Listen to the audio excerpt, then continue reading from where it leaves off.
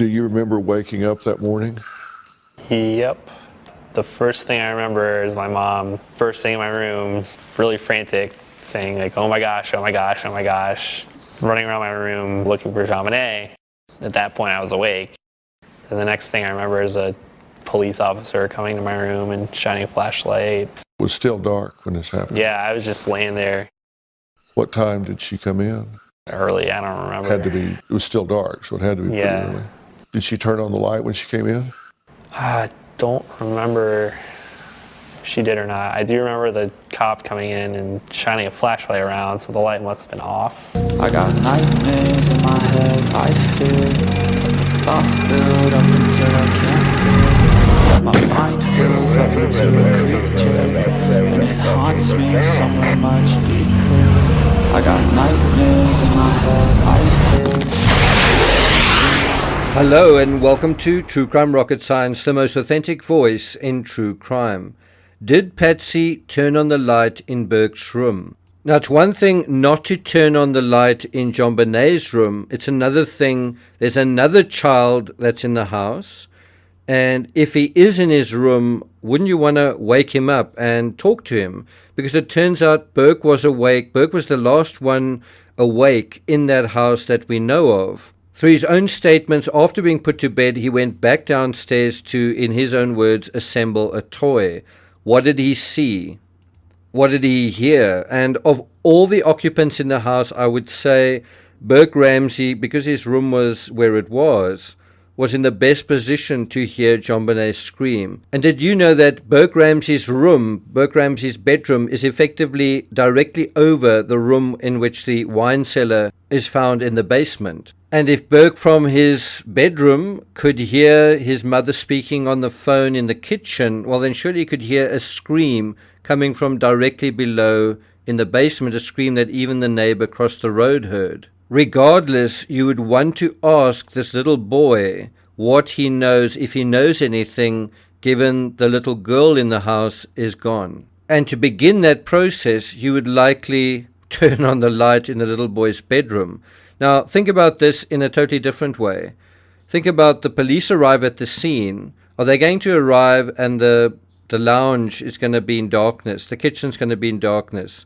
Oh, there's a ransom note on the floor, but it's, we'll leave the light off. In order to investigate something, you are trying to shine a light on the evidence and bring it and expose it, right? And in a lot of the dramatizations, you see police officers walking through the Ramsey house with flashlights. And if we go to Detective James Kolo's account in Foreign Faction, he writes, during his inspection of the second floor, Reichenbach observed that the door to Burke's bedroom was open, but the lights were off. He moved quietly into the room. Burke appeared to be asleep beneath the covers of his bed. Reichenbach closed the door nearly all the way to prevent the noise from the stairs from awakening the boy. There's no mention here about a flashlight, but the officer did come into the room with a flashlight. Did she turn on the light when she came in? I don't remember.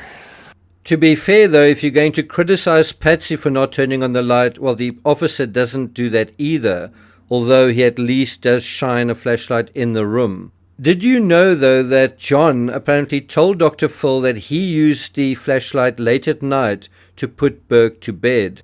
But before we get to that, if you haven't subscribed to the channel, please do. If you find this analysis worthwhile, please hit the thanks button and let's get started. So let me reiterate that. Did you know that John told Dr. Phil that he used the flashlight late at night to put Burke to bed? So think about it. If outsiders saw lights flashing inside the house late at night, it wasn't an intruder, it was John. And so what this seems to confirm, in a sense, is if you had imagined that someone was watching the outside of the Ramsey house at night, you might have seen flashlights at a certain point, but that was just John putting Burke to bed. Where was your bedroom in relation to hers? So it was like kind of around the corner, through the playroom, down the hall. And this is your room? Yep. Now, although neither John nor Patsy seemed to question Burke about his sister, 20 years after the fact, Dr. Phil does. After you went to bed, did you hear anything out of the ordinary at all during the night? No, You don't recall waking up, hearing anything in retrospect? no.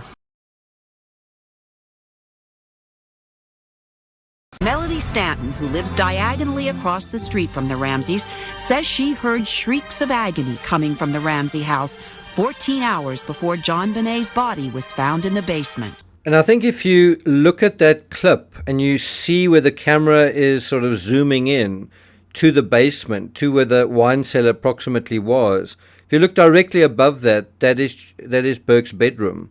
And then you've got to imagine Burke's bedroom being where it is, and Burke sleeping where he was, and Melody Stanton being diagonally across the road.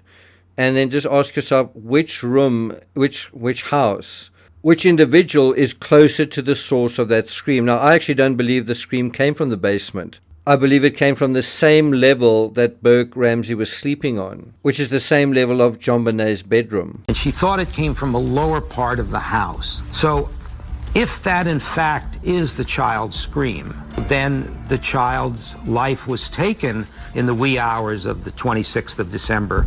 And after that scream, in the wee hours, weren't lights turned on? Running around my room looking for JONBENET. At that point, I was awake. Why did you feel scared? You know, when Mom came rushing in? I felt like something bad happened. She left and could kind of hear her freaking out. I heard Mom like going to the go. Did you go down and see what was going on? Stay in bed. And the next thing I remember is a police officer coming to my room and shining a flashlight. It was still dark when this happened. Yeah, I was just laying there What time did she come in? early. I don't remember. Had to be, it was still dark, so it had to be pretty Yeah. early. Did she turn on the light when she came in? I don't remember. The other thing that's interesting is Burke himself doesn't turn on the light in his room. Now, bear in mind, that morning, they were supposed to all go on a trip to Michigan. And in fact, they were supposed to leave half an hour from around about that point. So you could argue that Burke was scared, and so he just lay in his bed in the dark because he was scared. And that could be true. Of course, another way to deal with being afraid in the dark is to turn the light on.